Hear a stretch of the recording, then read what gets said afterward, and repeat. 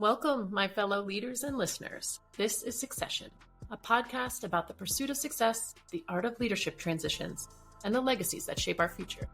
I'm Kori Grillo, and in each episode, we explore what it means to lead with impact, adapt through change, and create a lasting mark on the world of business. Whether you're navigating a career shift or planning your next big move, you're in the right place. Joining me today is Margy Sweeney, founder and CEO of Ep007, a nationally recognized PR and marketing firm specializing in financial services and real estate.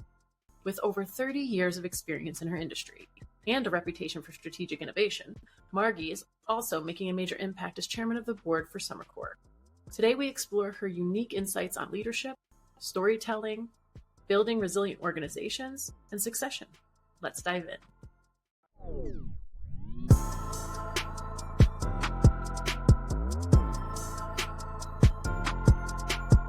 Margy, thank you so much for being here on the Succession podcast today. It's lovely to see you. Thank you for having me. I'm excited to be here and talk turkey. I know. Thanksgiving is past. Spare those turkeys anymore.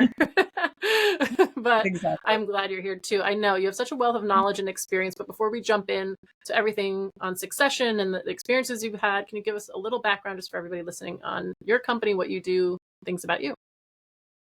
Sure. I'm Margy Sweeney. I'm the founder and CEO of Ep007.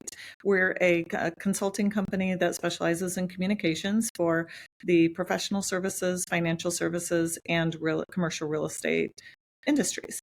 And I am also a nonprofit board director. I'm the chairman of an SBA lender board of directors, and I'm also on the executive committee of another nonprofit related to manufacturing.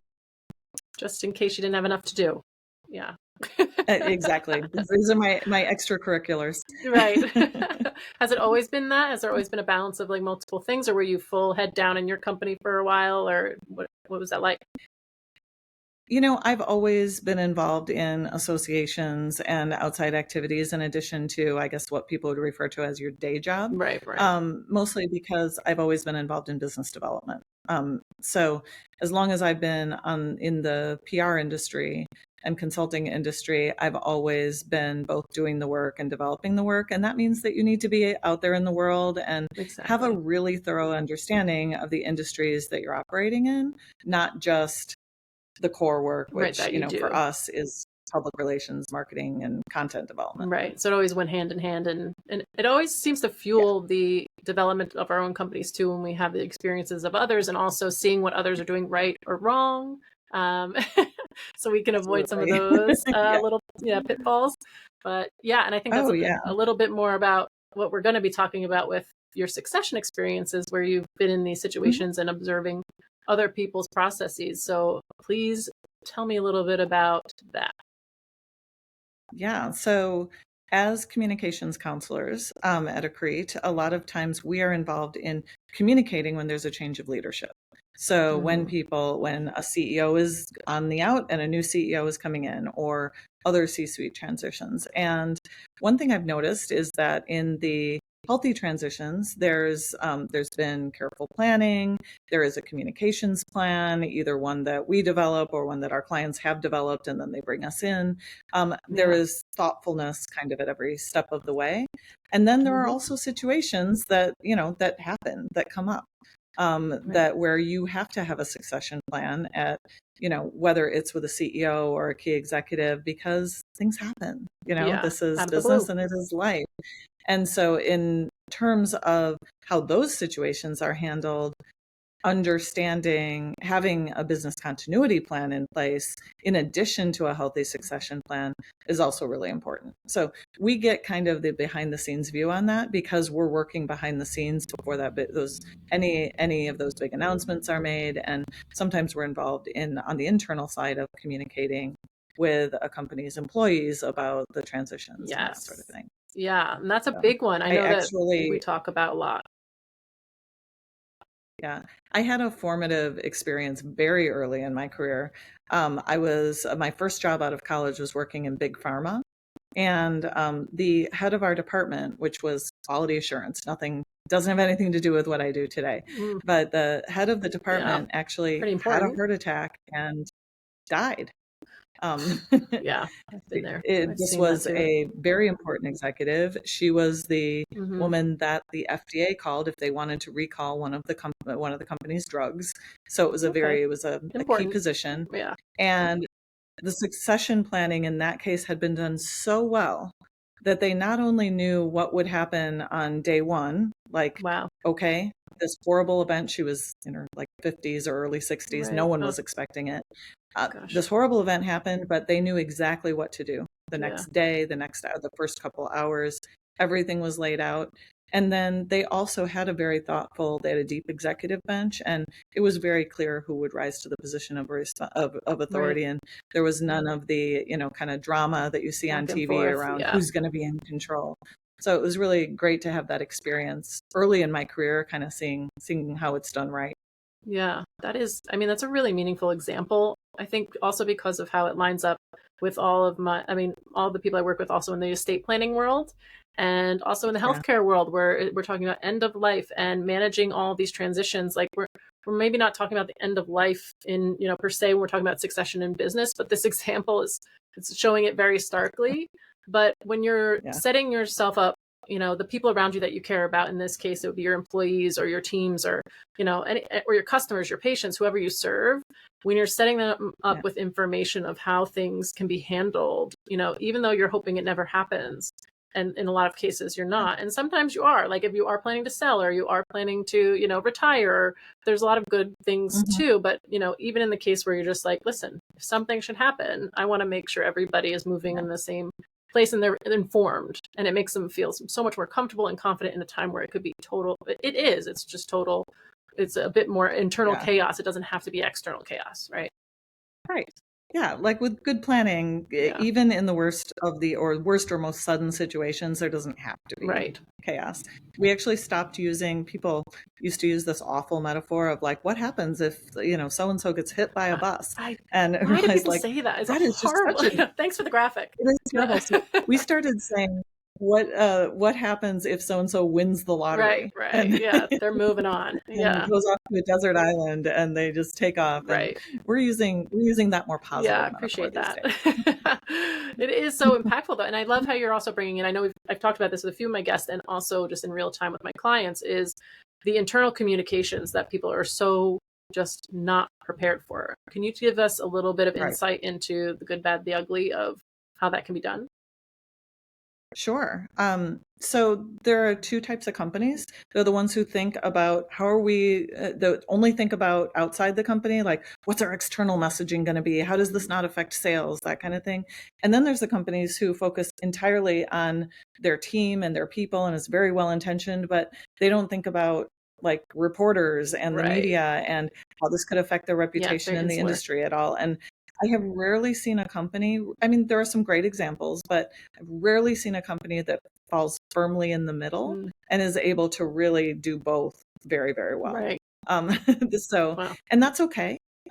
I think That's the why there's goal experts is like to be you. a company. Yeah. To help. Yeah. I mean, that's one way Yeah. to do it. But Yeah. it's also just having that perspective of your employees and team are important and they need to be communicated with. That's super important. Yeah. And the outside world is important too. And to have scenarios of if this happens, then this is how we communicate. If this happens, this is how we communicate. Yeah. And there's kind of two steps to that. This is how we communicate internally. This is our plan for communicating externally. But before you communicate anything, you have to have a plan for what you're going to do. Yes. You can't Please. spin Yeah. not having A a plan. plan. Yeah. Oh man. If you don't have a I plan, feel your that. PR firm is not going to be able to help you Right. very much. Yeah. Just So, pulling it out of the air. Just whatever they can find. yes. It just gets messier and messier and messier as it progresses.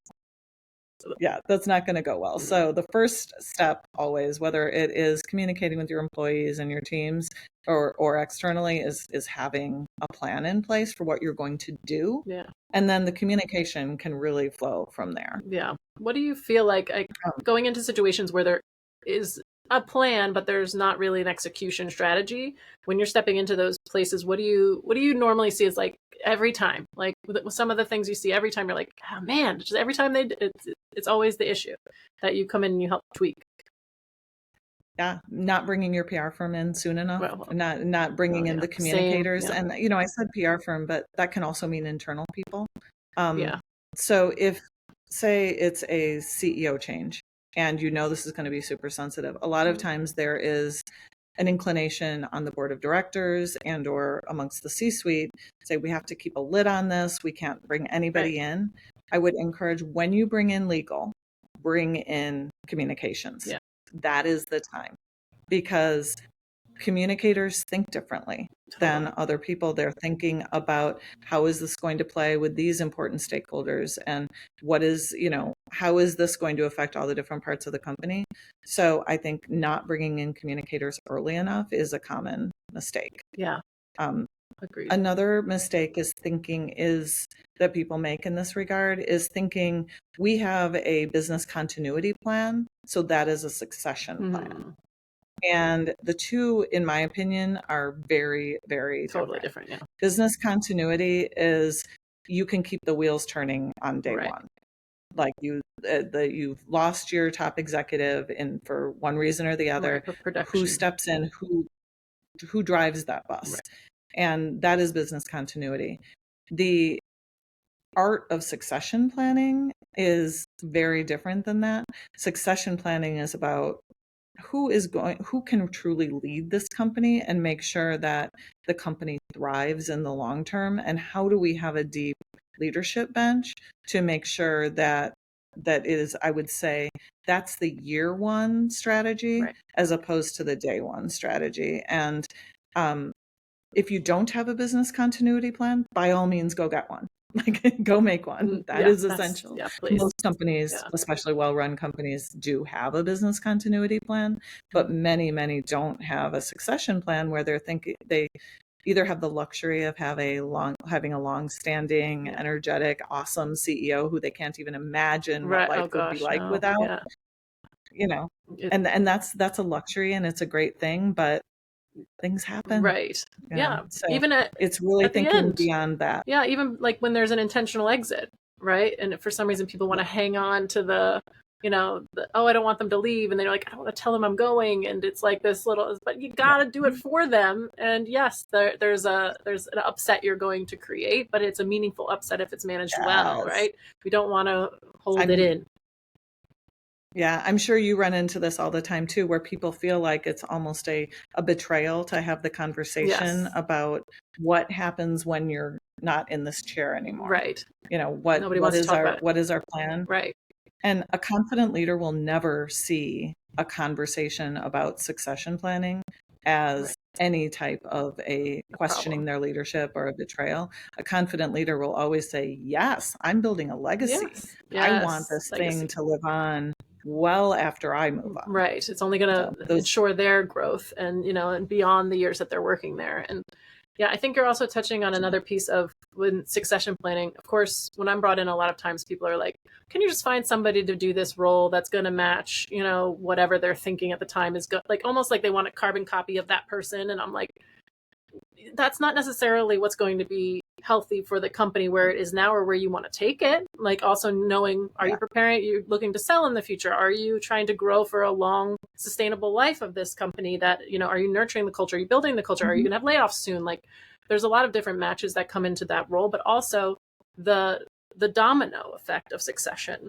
Like we have to, like you said, a deep bench of leadership, right? So we're not going to just be looking for that one individual. We're going to be looking at the landscape of the company and who is there, who's going to move up into what, like everything kind of moves organically, but also you want to be much more intentional about those things. And the communication around those things is so delicate as well, because it doesn't touch just one person leaving and somebody coming in. It's just this ripple effect that people don't necessarily want to think about, because it feels very overwhelming when you think of it like that, and not just like, oh, we're just taking this person out and putting that person right in there. So I'm betting you see that a lot with the communication sides. Oh yeah, it's like, oh okay, like whose name do we put in the org chart there, and they're going to be exactly like the person who was there before. That's not planning. That's I don't know. That's checkers, not chess. Exactly. I love chess, but I think it's so key that everything you're sharing I love, because I don't normally get the the pleasure of working with somebody like yourself when I'm called into things, and really working hand in hand. There's a lot of times there's the HR departments or the PR teams within in-house, like you said, that I'm coming in and they're like, what's going on? And I'm like, oh no, they were not brought into the loop early enough, like you were saying. So how do you repair that once it's kind of already fractured? Oh, it's always reparable. Yeah. I mean, wherever you are, whatever mistakes have been made up to a certain point, you can always come back for them. Especially if you have a thriving, generally well-run company that perhaps hasn't handled succession planning well.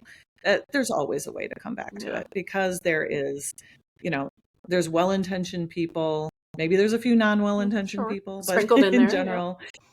Yeah. But if you have a strong culture, if you have trust within your leadership team, if you don't have this piece and suddenly you're in the place, it is absolutely possible to do. Okay. I have actually, in my various roles as a board director, I've come across this as well, not just in my role as a communication consultant. In one case, there was a CEO that stepped down rather abruptly. And no one was expecting it. And it was, what do we do?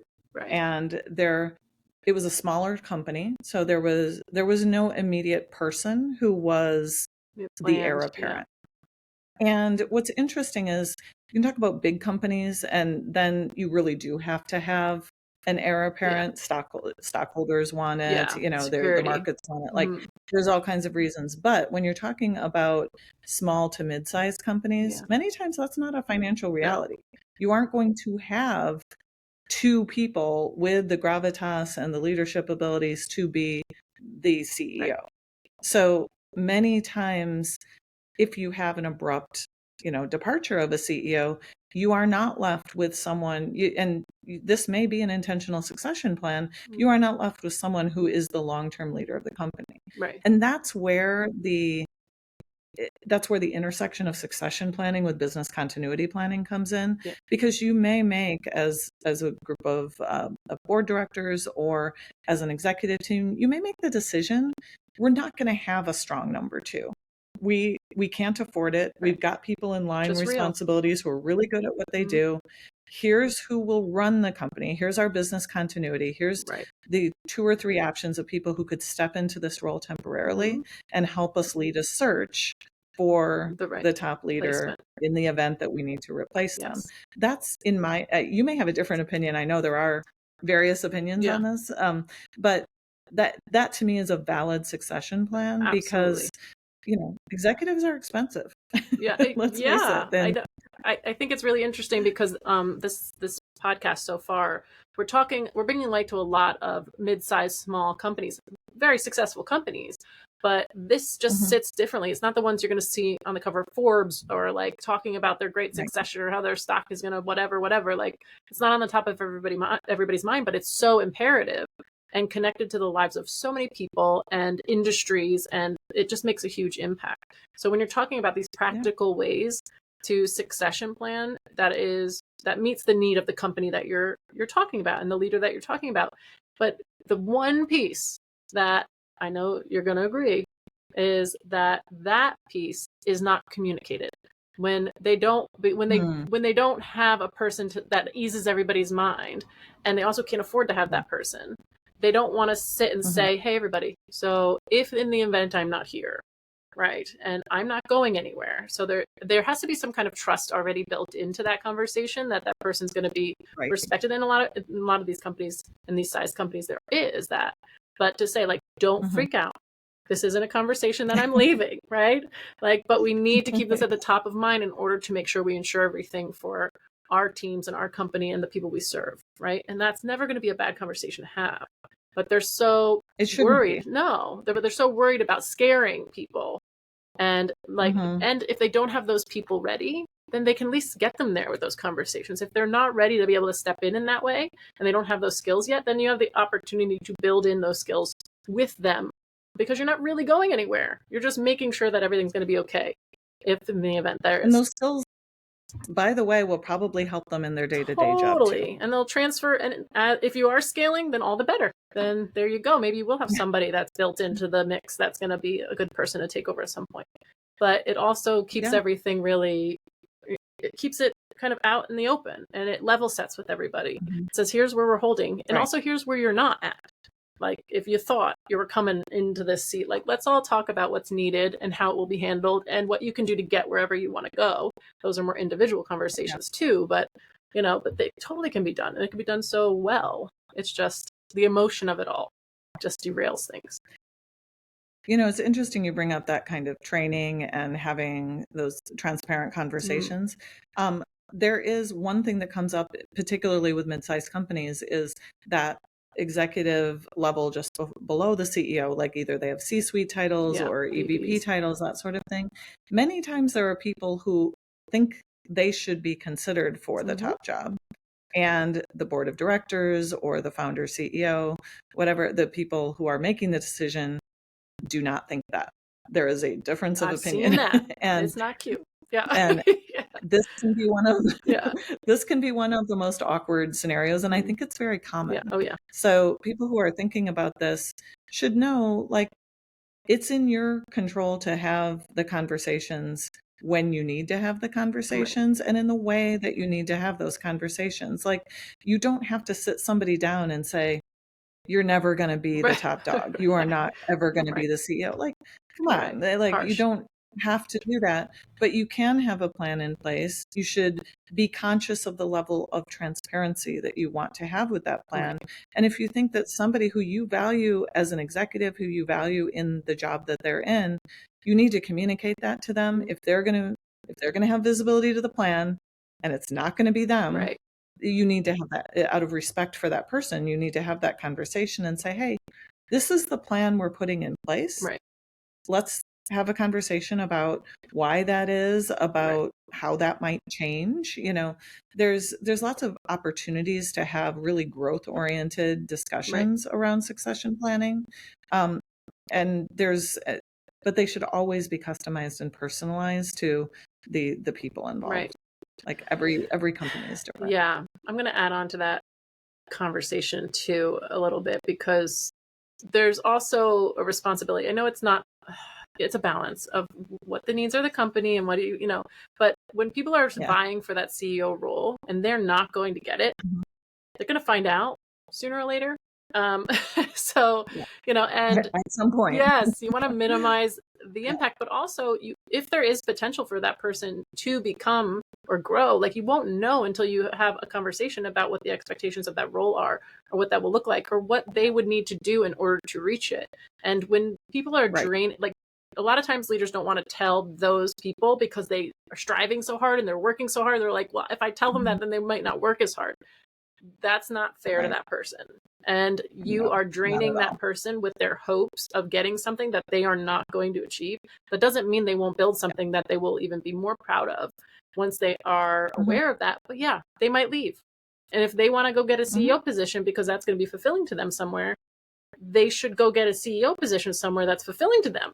Like, it's okay to run that risk. And I understand that's, I'm not saying without the caveats and the proper communication and the timing and all the things that are not going to jeopardize the system. But having an open rapport too is more likely that person will also have an open rapport with you as they're transitioning with their succession that you can say you can build around. And they're not going to just up and leave and take off for another job out of nowhere. And the longer you keep them on with they're never going to get what they want, then the deeper they're going to be in the mix. And when they are gone, the more fractured the company will be. So it's, it's better to get ahead of it and maybe weather some of that pain in advance, before it becomes something that's insidious and problematic. So, but there's another side to that coin too. There are people who don't want the top spot, who might be very qualified for it. You might want them in your succession plan, but they don't want to be there for whatever reason. Yeah, I've seen that too. It's a lot of those big companies. Google for one is so interesting, I find. But that people are like, oh, I guess this is where I go next, and this is where I go next, and they're slowly getting removed from the things and the passions they love to do on a day-to-day basis, and then they go, wait, I just want to program, or I just want to oversee marketing and work on building this thing, and like I just want to do the technological pieces. I don't want to oversee the whole and it doesn't dawn on them until they're further along, and they're like, how do you go back?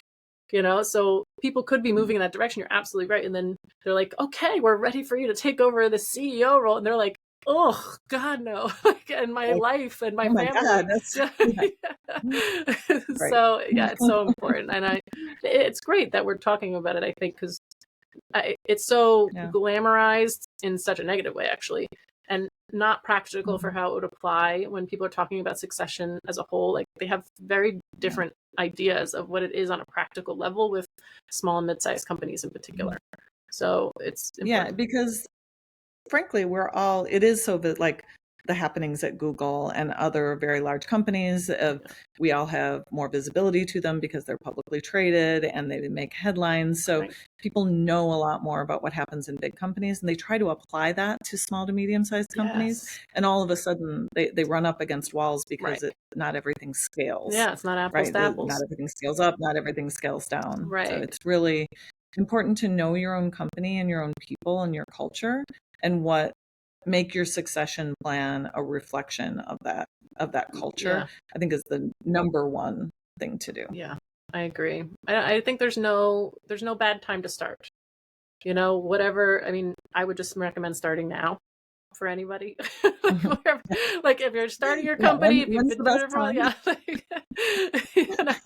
but it's if you're at the beginning stages and just the founder of a company, to start thinking about how that while you're growing, to build it into the fabric of your culture, or whether you've been doing it a while and you're realizing, oh my gosh, there's only so much time I want to even be doing this, and I have to start talking about it and how to bring those things up. It's never going to be easy for everybody, but you can really be more intentional, and it can go much, much better if you start thinking about it in advance. So always.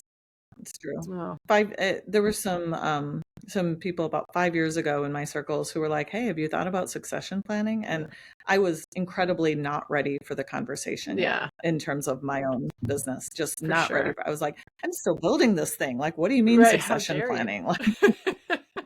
Right. And I was like, I know, I did have business continuity. I knew how my clients would continue to be served and all that. Right. But I was just like, in terms of like succession planning, are you kidding me? Like, I'm too busy in the day to day. And it was actually a sign that I needed to get myself more out of the day to day, and thinking about growth with thinking about succession many times can be really transformational. I know it was for me. Yeah, absolutely. I think one of the things I see a lot, especially when I'm working, I mean, a lot of my clients are in the founder stages, and they're probably they're finally making money and seeing things in progress and all this stuff, and to even start bringing that conversation about succession in, it's very singular the way they hear it, right? But then when we really start talking about it, we're like, we're about to scale, right? You're about to bring more people on. You're about to place people in positions that are new or changing and evolving, like starting to think about that internal structure. So when I'm brought in those situations, it's really an advantage, because then we can start laying the groundwork and the foundational work for those kind of conversations to grow with, because most of those people have in mind that they're going to be moving on or taking on more or shifting in their life plans or starting families or whatever they're going to be doing in the future, and they're just not factoring that in because they're so focused on building the business. So, but they don't realize how it's intertwined. It's still your life. There's no business and personal. It's just your life, especially if it's your company. It's your life. So how we look at that at the beginning and how we start planting those seeds really determines how it's going to flourish in the long run. So, I need to work with you more. Depending on the size of your business, how far along you are into your business. I know. Yeah.